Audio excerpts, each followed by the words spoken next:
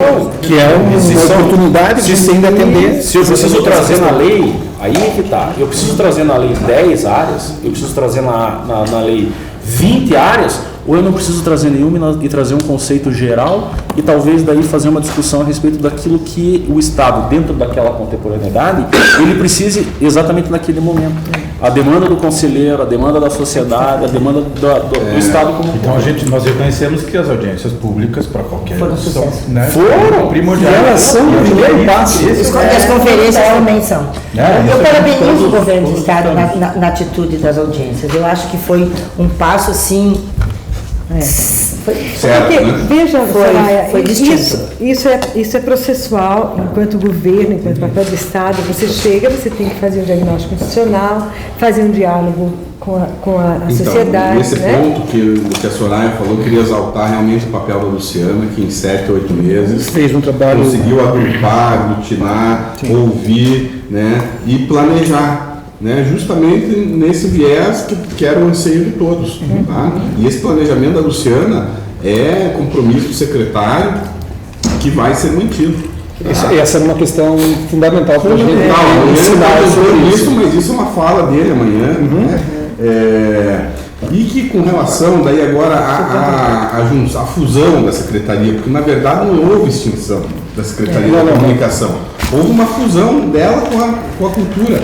Tanto é que vocês podem ver que a área da comunicação, na sua estrutura e cargos, ela não foi afetada em nada, inclusive pelo contrário, foi criado mais uma coordenadoria justamente para atender esse anseio que tem, Soraya, de fazer essa articulação com os municípios, né, e com as macro-regiões. Então você veja, uma coordenadoria só para fazer esse trabalho. E eu acho que isso é uma resposta para o Conselho de que todo esse anseio de articulação está sendo visto e contemplado nesse momento. E além disso, tenho a dizer outra coisa. A Secretaria de Comunicação sempre teve um mote de auxiliar o governador, né, na divulgação de suas ações. Que o que o governo mais se preocupa é saúde, educação e segurança pública. Cultura ficava relegada a um terceiro plano. Não era uma preocupação de divulgação da cultura. E ela vindo para dentro da pasta Nós somos na governadoria agora, presta atenção. Nós somos na governadoria. É a primeira vez na história. Que vocês não acreditam e vão ver mais. Por exemplo, o MAC. Foi assinado agora. Foi assinado por quê? Porque o secretário de Comunicação tem mais proximidade com o governador, tem mais proximidade com o secretário de Fazenda. Verba liberada para o Museu Paranaense para fazer obras de emergência na parte elétrica e já planejamento futuro para... A gente precisa saber utilizar isso da forma correta. Não tenho vergonha de me sentir burro. Como que é a questão da governadoria? É que assim, tem algumas secretarias que fazem parte da governadoria. Sim. Ou seja, é que faz prioridade. Estratégicas para o governador. Né? Entendeu? O planejamento, a PGE. Sabe o que acontecia? A gente ficava na fila em último ou penúltimo, geralmente último. Vamos atender. Quando chegava na nossa hora, já não tinha verba, já não tinha ouvido E o uísque tinha acabado. disponível. Já era final do ano e tinha que esperar o A gente sempre passou por isso. Isso é tratar com prioridade. Essa é uma questão, entendeu? como a gente pode utilizar isso, essa proximidade, esse diálogo, essa abertura que a gente tem, cabe a todos nós temos um mecanismo muito forte para isso. Seríssima da Você vê esse novo aplicativo que vai ser lançado amanhã, também foi uma demanda histórica e tal, e que agora teve braço, teve recurso para colocar. Teve prioridade na agenda. Teve prioridade na agenda. Uma questão bem simples. A cultura começou a fazer parte do contrato de publicidade do Estado, ou seja, as ações publicitárias agora não Tem espaço para não são mais feitas, né, artesanalmente.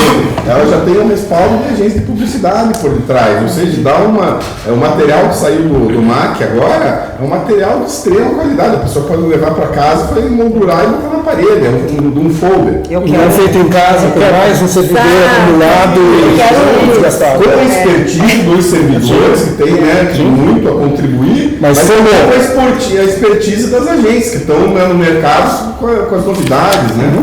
Eu tenho uma pergunta para fazer. Esse contexto todo que eu acho que a gente avançou bastante, eu acho que o principal, na minha avaliação, até aqui, por exemplo, Acho que essa levantada na lebre que a gente deu em relação às macro regionais está sendo muito interessante. Estou gostando muito da forma como vocês estão conduzindo isso, né? Menção também ainda, eu quero ver no que vai dar gente. Não perca isso. Mas eu tenho uma pergunta. Não fez promessa até agora, fez só ações já. É uma questão que eu estava comentando com, não sei, com o professor Soraya, uma questão que foi levantada, uma questão seguinte. Nós vamos ter uma conferência intermunicipais também, né? E tudo vai se basear no cadastro de agentes culturais do Estado. Como é que toda essa questão dessa programática de vocês, né? Pragmática e programática, em relação a essas ações culturais, está dialogando com esse cadastro, na medida em que, exatamente nas conferências que a gente vai depender desse cadastro para tanto eleitores quanto eleitos. Né? Isso já é outro assunto. É em relação à questão das eleições do Conselho. Não, eu sei, mas nesse contexto, entendeu? Eu quero saber, porque assim, veja, os agentes culturais, e eu acho que da forma como está lá, entendeu? E é isso que a gente conversava, ele não pode ser estanque. Ele, de certa forma, ele é uma espécie de radiografia de como está hoje, entendeu? E assim, posso dizer por Ponta Grossa, ele não dialoga com o Conselho Municipal de Cultura. Ele não dialoga com as outras áreas, eles não dialogam entre si, entendeu? São porque daí você vai ter, gente, tem uma questão, um componente comercial muito forte, ok, não estou falando mal, não é? Mas assim, mas ele é um predomínio disso, no caso da realidade de Ponta Grossa, em relação a esses agentes culturais, entendeu? Então assim, eu penso, né, e eu espero que isso seja também, esteja dentro da programação de vocês, que isso seja potencializado, né? Não só em termos de quantidade potencializada, vamos todos, porque tem muita gente que não se inscreveu, e eu acredito que seja uma realidade de todo o estado, que tem muita gente que não está aqui ainda. Mas é um fator aqui que precisa ser potencializado, a gente deve levar em consideração.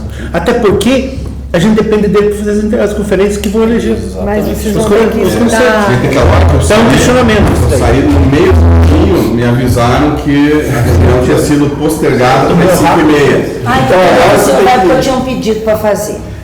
Eu estou com um problema. Nós estamos Pode ser feito amanhã, Soraya? Porque agora me ligaram. Amanhã vai ser bem polêmico. Pode ser, eu vou passar para a Eliette. Tá bom. Bom, com relação realmente ao objeto foi convocada a reunião, acho que instituímos um grupo de trabalho para a gente avaliar, mas eu acho que pelo que nesse momento a gente lança o edital com base nessas macro-regiões do jeito que está. Sim, claro. Acho que se você concorda, Fabrício, de repente evoluir uma discussão administrativa. Sim, acho que fazer um grupo de trabalho para a gente ir construindo. Para fazer os fóruns. Exatamente, que eu acho que pode ser até esse grupo. Eu acho que é um resumo muito importante a gente frisar agora, é que de tudo isso que a gente falou aqui, está muito ligado à qualidade da representatividade. E um modelo de gestão, né? A questão Mas tudo isso visa o quê? Ter uma ótima qualidade da representatividade. Se a gente tiver mecanismo e articulação para poder... Obrigado, Fabrício. Obrigado. Depois me liga, tá? Amanhã a gente se vê. Obrigado, a gente se vê amanhã. Eliette, nós estamos com um problema no interior. Eu posso primeiro só fazer uma síntese disso aqui para a gente falar a respeito da questão do cadastro de agentes culturais. Porque assim, ele tem vinculação direta, por exemplo, à eleição do Conselho, ele tem vinculação direta aos editais do Profício. Isso eu expliquei para ele. E tem mais ações da Secretaria, por exemplo, se tiver alguma coisa vinculada, por exemplo, ao antigo Circula Paraná, da mesma forma. Ou seja, além dele ser um cadastro, um banco de dados de agentes culturais, propriamente dito na função, na existência dele, ele também serve de base para que aquele interessado em participar das ações da Secretaria via editais, enfim, ou via participação no Conselho, essa pessoa integre aquele cadastro. Então, a gente tem ideia da importância disso, a gente está preocupado com o cadastro de agentes culturais e assim, a gente tem noção da importância desse cadastro. Mas... Por outro lado, nós vamos ter está aberta a possibilidade do cadastro de todos dos candidatos e de eleitores. Sim. Precisam ficar preso a esse cadastro pré-existente. Não, por isso que eu falei do potencializar ele. Mas sabe que a gente tem uma distância um pouco grande entre essa teoria do cadastro e a metodologia da forma de se buscar os representantes para a prática. Você vê na eleição do Conselho anterior, a gente tem os 8 representantes das macro-regiões e a gente não tem todas as cadeiras da sociedade civil setorial representadas. Você não ter nem o titular, nem do círculo, de diversas áreas, a gente tem 2 áreas representadas. É exatamente por isso que eu pergunto. Essa é uma questão. Mas isso é culpa do quê? Mas é uma isso falta de amadurecimento do quê?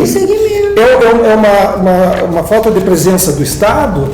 É o próprio segmento que não se manifesta, que não se articula? Eu não quero, não posso. Eu sou representante do audiovisual na 3ª gestão já. Na primeira como suplente, na segunda metade suplente e metade titular, que a Solange assumiu, e a 3ª agora como titular. Da primeira, confesso para você que eu entrei porque eu não tinha concorrência. E eu queria aprender, queria saber para que serve. E aprendi, e vi, e fui lá para o meu setor e disse, pessoal, a gente tem uma cadeira hoje que tem voz e que precisa ser ativada. E não está sendo discutido. Então, eu vejo muito a falta da qualidade da representatividade, que foi o meu grande resumo de hoje, que diz respeito a essa falta de articulação de manifestação da área. Tá certo. Isso acontece também nos municípios. Né? A gente ficou afastado disso. Eu não sei que eu tenho esse poder. Eu estou lá no interior, eu estou no município tal, eu não sei que eu posso me manifestar. Então, esse trabalho, que eu acho que é o grande trabalho do Estado, e eu fiz alguns resumos aqui, o Estado é facilitador, o Estado é articulador, mas o Estado é principalmente formador. Ele precisa formar essas cabeças pensantes para que elas se articulem. E a gente tem 2 formas de atingir as questões prática e burocrática. A prática não pode está desalinhada com a burocrática. A burocrática não pode estar acima da prática, porque uma senão anula a outra. Quando você tem um Estado muito burocrático, você não permite que as pessoas participem. Então, a prática tem que estar muito alinhada com o burocrático, facilitando esse acesso. É verdade. Então, quando eu digo que a nossa sociedade civil, os nossos setores e as próprias macro-regiões, elas têm uma baixa qualidade de representatividade, a gente vai ter outra Soraya daqui a pouco. E aí quem que vai fazer a peregrinação, quem vai estar ouvindo? Não pode ser pessoal. E veja... Vocês não vão ter outro Jeff Miranda. Mas só que isso foi uma coisa que me atraiu a atenção, né, quando você falou, quando eu não for conselheira, mas isso, Jeff, não afasta a minha participação de outra forma. Enquanto cidadão, eu aprendi que eu posso participar daquilo. Isso é um processo evolutivo. Seja direta ou seja indiretamente a partir da cobrança que você faz. Isso é um processo evolutivo que a gente está passando. Mas acho que a gente precisa amarrar essas coisas. A gente tem a oportunidade para amarrar essas coisas. Tudo isso que nós estamos conversando não teria efeito prático se não tivesse contemplado no plano plurianual, certo? Então, a partir destas audiências públicas, foi um momento de diagnóstico para nós, para a elaboração do plano plurianual. E está contemplado no plano plurianual, que é o que vai garantir recurso orçamentário, primeiro a institucionalização desta unidade programática que vai ter a batuta na mão de fazer essa articulação regional. Né?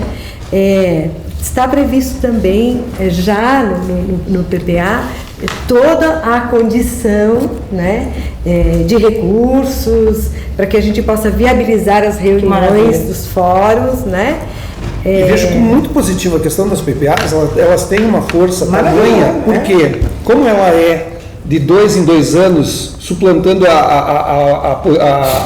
o atual gestão, ela é um mecanismo que a gente tem de garantir que a próxima gestão vá adotar. E nesse processo... Oi? É 21 a 24, né? PPA 4 anos. 4 anos, mas 2 para cá, 2 para lá. Sim, isso é feito. Isso, na verdade são 3 para cá e para lá. 3 para cá e para lá. Olha só, mais uma observação, o próprio Conselho, quando concebido, Teve essa já preocupação. teve essa preocupação. O que, de certo modo, na prática, nos gerou alguns desconfortos, atrasou o nosso trabalho, porque você pega uma gestão começando, a gente fala toda a discussão. Muito embora você tenha a oportunidade de acontecer o que está acontecendo hoje aqui, de trazer para um novo governo, né, Uma preocupação antiga. antigas. E não começar do zero toda lá. Mas essa é a preocupação desde sempre. Eu sempre frisei isso. Né? A questão técnica sobre a questão política. A gente precisa amarrar com mais ferramentas. Isso faz E aí, isso faz parte da para evolução. que a gente possa ter uma ferramenta institucionalizada disso, nós temos que implementar o sistema estadual, né, sistema estadual em parceria com o municipal, com a União, pensando cofinanciamento, Repasses fundo a fundo. repasse fundo a fundo. E a gente, então, veja, como tudo é processual, então, primeiro, diagnosticamos, percebemos o vácuo, né, a necessidade. Está institucionalizada a unidade programática, está previsto no PPA. Né? Estamos encaminhando a lei, né, de institucionalização do sistema estadual de cultura. Né? Qual é o próximo passo? Atingir os municípios. Isso, aí a outra coisa é a capacitação, né? Muito Que importante. também Formação, está né? contemplada no PPA, a estruturação de um centro de formação em parceria com a Escola de Universidades, Governo, com as universidades, com os demais parceiros, né? Isso Lembra da sociedade civil, que tem muito produtor cultural querendo com certeza. poder sobreviver do seu trabalho. Isso está contemplado no PPA. Então, o que eu posso dizer para vocês, enquanto, então, assim, síntese dessa reunião, que a gente fica muito feliz, né, Danilo, como técnicos, de dar esta resposta para vocês. Esta demanda está contemplada no PPA. Maravilha. Certo? E estando no PPA, garante a operacionalização. Tem sustentabilidade. Tem. Muito bem. Então, para nós só reforça, né, de que a gente estamos em sinergia com a realidade, né? Eu tenho só uma questão para falar aí, que é a gente lembra de um monte de coisa na nota e a gente acaba lembrando ao longo, né? Porque assim, a gente falou das conferências, e isso é uma realidade em todas as conferências. É uma realidade na estadual, mas principalmente nas municipais. A gente acabou de ter uma lá em Abril, em Ponta Grossa. A participação das conferências ela é tímida. Ela precisa melhorar muito para ser tímida, entendeu? Ela é horrível. Ela é horrorosa. E é o seguinte, eu acho que é o seguinte, porque tudo que a gente está falando aqui, acho que tem duas questões aí que se configuram numa só, né? Olha, isso. Participação nas conferências, quer dizer, a maneira como você convence aquele cidadão, e não estou falando do agente cultural, estou falando do cidadão mesmo, porque as conferências são abertas, né? A gente teve um exemplo assim de uma pessoa que nunca foi agente cultural, mas estava lá assistindo, e achei ótimo, entendeu? Um senhor, né? Porque assim, tem uma questão muito cara, que é um termo, que é um mantra na minha vida, que vai me acompanhar sempre. Eu sou da área teatral, mas isso vai para muito além da área teatral, que é a formação de plateia. Você transforma plateia aí em, quer dizer, sabe, eu não gosto mesmo. Tem muita gente que usa consumidor de arte, não existe. Você consome sabonete, você consome um sanduíche na esquina, né? Você consome a Coca-Cola, você não consome cultura, né? Nós não somos consumidores. Existe até um clássico, né, do Canclin, né, consumidores e cidadãos, né? Nós somos cidadãos, e resgatar essa palavra cidadão, que está bem, né? E aí é o seguinte, formação da plateia, e aqui é para todas as áreas. A plateia aí é para todas as áreas. Porque é isso que a gente quer, é isso que vai formar, é isso que a gente vai garantir a participação nas conferências, e é um processo, sabe, multiplicador, entende? Que vai dar onde? Exatamente nessas sessões de pauta numa reunião do CONSEC. Porque o que a gente está se ressentindo, e aí eu também faço o meia-culpa em relação a essa crítica, que também da parte de lá de baixo não tem essa participação. Como é que a gente vai cobrar que a pauta seja do representante da sociedade civil se não existe a participação lá, mas também depende da nossa participação e de incentivo. Para mim, essa expressão-chave, formação de plateia para todas as áreas. Né? Essa plateia você pode colocar para artes plásticas, para literatura, por que não? Claro, círculos de literários, música, para todos.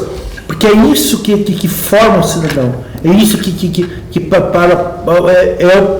para o que a cultura existe. Para nós, a gente trabalha acesso, né? Se não tiver, fizemos tudo, se não tiver acesso. Eu vejo essa né, ideia, por exemplo, da formalização, né, desse envolvimento do Estado com os conselhos e com os conselhos municipais, como sim um mecanismo e uma ponte para formação de plateia. Porque ali você cria uma verdadeira importância, né, dá aquela verdadeira importância que os conselhos municipais, por exemplo, têm. Essa formalização, claro que vai gerar, vai refletir algo, né, esperançoso para os artistas, um caminho, um meio.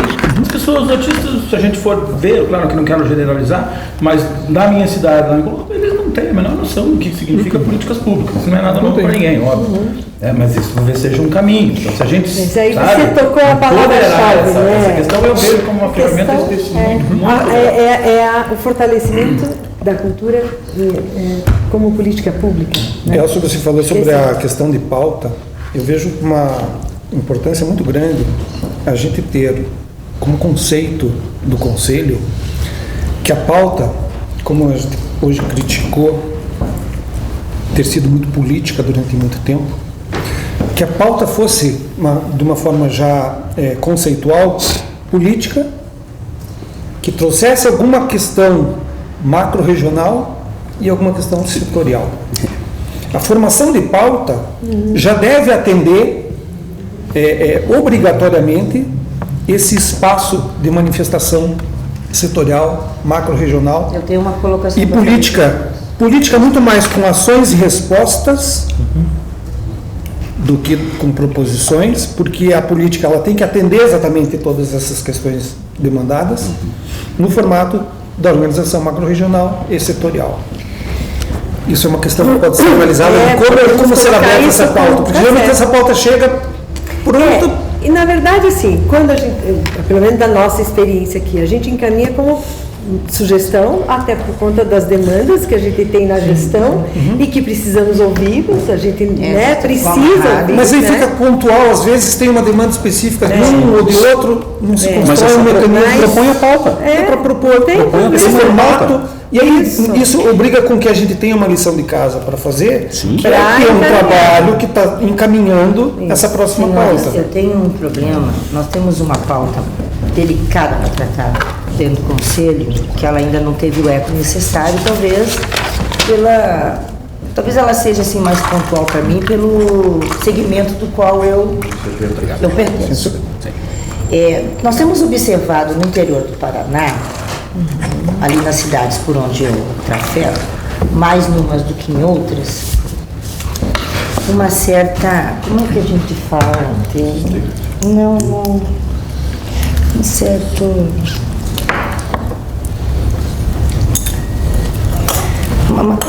Desrespeito? Desrespeito. Na verdade, a pergunta que eu faço é a seguinte: como é que pode a segurança pública do Estado decidir, definir o que é o que não é cultura em nossos municípios do interior, dizendo o que pode e o que não pode ser feito? E essa é a realidade. Para eu fazer um evento do Sumatra, é um bairro de periferia de Apucarana. Periferia em Apucarana não é favela, porque o senhor me desculpe que no Paraná tem quebrada, mas não tem favela. Quebrada onde está o tráfico, onde está o periférico, onde as pessoas mais pobres, né? Negro, desempregado, operário, o que ganha, as pessoas pobres. Então, nós não temos favela no Paraná. Nós temos bairros periféricos, bairros pobres. Principalmente Apucarana, Sarandi e tal, aquelas regiões ali. Cidade polo. Nas cidades polo, cidades que estão em torno. Cidades com 110, 120 mil habitantes. O que nós temos presenciado? O que nós temos presenciado, e eu tive um enfrentamento terrível com o delegado, é que ele diz assim, que na cidade dele não vão fazer evento na rua, não. Muito menos em favela, em periferia. O prefeito? Por quê? O delegado. Porque é ele que dá outorga da Polícia Militar na hora do alvará. Então ele tem a honra de me apresentar uma pasta, Danilo, deste tamanho, com mais de 500 negação de festa, de festa e algumas dessas têm origem nas culturas populares. Eu não estou falando de festa de arromba, nem de rave, não. Estou falando de festas e manifestações em ruas e em comunidades, em bairros, no Lagoão, que é um lugar onde tem uma pista de skate, que é na rua, lá no bairro do Sumatra, no Diamantino, que são bairros periféricos onde tem o crime e tem o tráfico. Né? Então, em função da higienização e da segurança da população, eles alegam que não se faz e não se faz, certo? Então, isso para nós é difícil, porque nós queremos fazer as nossas batalhas, nós queremos fazer os eventos de hip hop, de skateboard na rua, e a polícia militar diz que ali não se faz. Então, quem está dizendo o que é cultura e o que não é cultura nas ações das comunidades, dos entornos, dos municípios, é a polícia. Talvez a manifestação da cultura, né? A manifestação. Então, Danilo, eu não sei como conduzir, eu só deixo essa deixa, porque essa é a nossa realidade. Nós estivemos, para eu conseguir fazer o Sumatra, o Festival do Sumatra na rua, fechar a primeira vez que teve um evento de hip hop na rua em Apucarana, eu tive que enfrentar o delegado e ir lá e dizer que eu era conselheira e que para o Conselho de Cultura, cultura popular e hip hop era uma coisa importante. E é um direito adquirido, e que eles fossem lá nos